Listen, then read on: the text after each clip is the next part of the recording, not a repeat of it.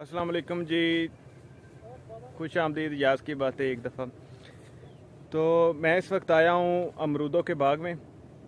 आप देख सकते हैं कि कितने प्यारे प्यारे अमरूद लगे हुए हैं। इस वक्त सीज़न चल रहा है अमरूद का।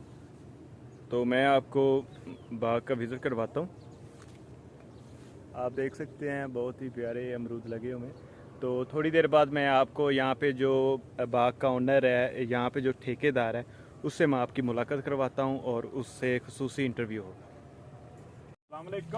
वालेकुम सलाम। की हाल ने ठेकेदार साहब? ठीक ठाक, शुक्र अल्हम्दुलिल्लाह। नाजरीन, एक बार फिर खुश आमदीद याज़ की बातें। मैं आया बैठा अमरूदां वाले बाग दे विच ते तुहानूं मिलाना ठेकेदार साहब भी ने ते अमरूदां दे बाग दे मालिक भी ने, जनाब अजमल ठेकेदार साहब। अस्सलाम वालेकुम, की हाल है वीरो ते भरावो, मित्रों ते बेलियो। ठीक हो गया जी। ਜ਼ਿਮੀਦਾਰ ਭਰਾਵਾਂ ਦੇ ਨਾਲ ਤੁਹਾਨੂੰ ਅਸੀਂ ਅੱਜ ਸੈਰ ਕਰਾਣੇ ਅਮਰੂਦਾਂ ਦੇ ਬਾਗ ਦੀ। ਤੇ ਭਾਈ ਨੇ ਸਭ ਤੋਂ ਪਹਿਲੇ ਇਹ ਦੱਸੋ ਕਿ ਜਿਹੜਾ ਇਹ ਵਾਲਾ ਫਲ ਹੈ ਇਹ ਕਿਹੜੇ ਸੀਜ਼ਨ ਦਾ ਹੈ? है गर्मी दा जी। ਗਰਮੀ ਦੇ ਸੀਜ਼ਨ ਦਾ ਫਲ ਹੈ। ਅੱਛਾ, ਗਰਮੀ ਦਾ ਤੇ ਸਰਦੀ ਦੇ ਸੀਜ਼ਨ ਦੇ ਫਲ ਦੇ ਵਿੱਚ ਕੋਈ ਜ਼ਰਾ ਫਰਕ ਹੁੰਦਾ ਹੈ ਭਲਾ? हाँ जी, बड़ा फर्क है जी। गर्मी दा फल जेड़ा ना ज़ायकेदार हुंदा है। ਅੱਛਾ, ਆ ਕੀ ਡਰਾਮਾ ਏ? ਮਨੀ ਸਟਾਪ ਲਾਏ ਨਾ।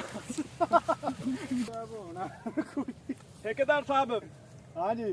ਮਾਜ਼ਰ ਤੇ ਜ਼ਰਾ ਬ੍ਰੇਕ ਆ ਗਈ ਸੀ। ਮੁੰਡੇ ਜਿਹੜਾ ਬਾਗ ਦੇ ਵਿੱਚ ਨਾ ਉਹ ਪੈ ਗਿਆ ਸੀ। कोई गल नहीं, कोई गल नहीं। ਠੀਕ ਹੈ, ਭਜਾਣੇ ਤੁਸੀਂ ਸੀ, ਅਸਲ ਵਿੱਚ ਮੈਂ ਭਜਾਣ ਗਿਆ ਚਲਾਉਣਾ। चलो कोई नहीं यार। ਅੱਛਾ, ਤੇ ਉਹ ਜਿਹੜਾ ਉਹ ਬੜੀ ਇੱਕ ਕਹਾਵਤ ਮਸ਼ਹੂਰ ਸੀ ਕਿ ਉਹ ਅੰਮਾ ਤੇ ਬਾਬਾ ਉਹ ਗਲੇਲ ਰੱਖਦੇ ਨੇ ਤੇ ਗਲੇਲਾ ਠੋਕਦੇ ਨੇ ਜਿਹੜਾ ਅਮਰੂਦ ਚੋਰੀ ਕਾ। ਉਹ ਸਾਨੂੰ ਥੋੜੀ ਹਿਸਟਰੀ ਤੇ ਸੁਣਾਓ।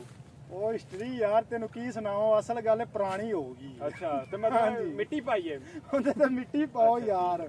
ਕਿਉਂ ਨਾ ਹੀ ਹੁਣ ਗਲੇਲੇ ਗਲੂਲੇ ਨਹੀਂ ਕਦੀ ਬਣਾਏ, ਹੁਣ ਤਾਂ ਸਿੱਧੇ ਹੀ ਤਾਨੇ ਮਾਰਨੇ। ਹਾਂਜੀ ਜਨਾਬ, ਠੇਕੇਦਾਰ ਸਾਹਿਬ ਇਸ ਟਾਈਮ ਆਪ ਜੋ ਗਲੇਲਾ ਬਣੇ ਹੋਏ ਨੇ, ਵੇਖੋ ਮਾਸ਼ਾਅੱਲਾ। ਉਧਰ ਇਹ ਵੀ ਗਲੇਲਾ ਹੈ ਜੀ। ਠੀਕ ਹੈ, ਓਕੇ।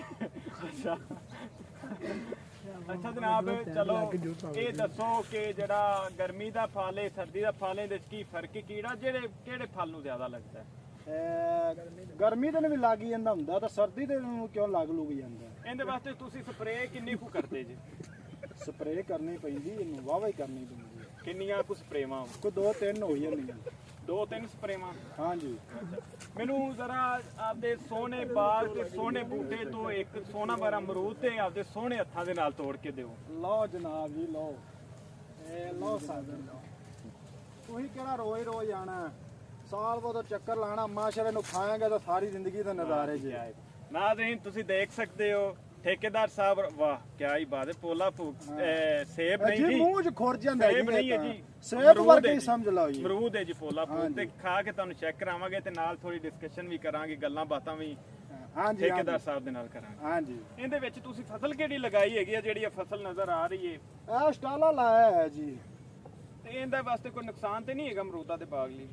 ਕੋਈ ਨੁਕਸਾਨ ਨਹੀਂ ਹੈਗਾ, ਬਸ ਸਟਾਲਾ ਸਟੂਲਾ ਮਾਲ ਡੰਗਰ ਵਾਸਤੇ ਰੱਖਿਆ ਹੈ ਜੀ। ਇਹਨਾਂ ਨੂੰ ਪਾ ਪੂ ਲਈਦਾ ਮਾਲ ਨੂੰ। ਤੇ ਇਹਦੇ ਵਾਸਤੇ ਮਤਲਬ ਕਿ ਬਾਗ ਜ਼ਰਾ ਕੋਈ ਫਲ ਘੱਟ ਤੇ ਨਹੀਂ ਲੱਗਦਾ ਜਾਂ ਕੋਈ ਝੜਦਾ ਤੇ ਨਹੀਂ ਹੈ ਸਟਾਲੇ ਦੀ ਵਜ੍ਹਾ ਤੋਂ? ਨਹੀਂ ਜੀ ਨਹੀਂ, ਕੋਈ ਮਸਲਾ ਨਹੀਂ। ਹੁਣ ਤਾਂ ਫਲ ਅਸਲ ਗੱਲ ਹੈ, ਪੇਟੀਆਂ ਦੀਆਂ ਪੇਟੀਆਂ ਢੋ ਛੱਡੀਆਂ ਨੇ ਜੀ। ਤੇ ਹੁਣ ਸ਼ੁਕਰ ਅਲਹਮਦੁਲਿਲਾ, ਹੁਣ ਕਿਉਂ ਖਤਮ ਹੋ ਗਿਆ, ਸੀਜ਼ਨ ਆਊਟ ਹੋਇਆ ਜਾਂਦਾ। ਤੇ ਗੱਡੀ ਕਿੱਥੇ ਲੱਦ ਕੇ ਕੱਲਦੇ ਹੋ?